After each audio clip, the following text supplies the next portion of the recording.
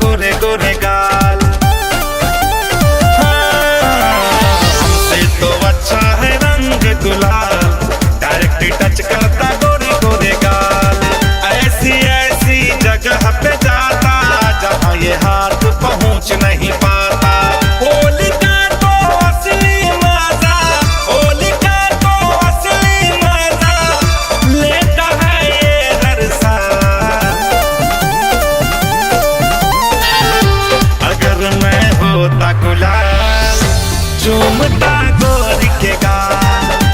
अगर मैं होता गुलाल चूमता गोरी के गाल।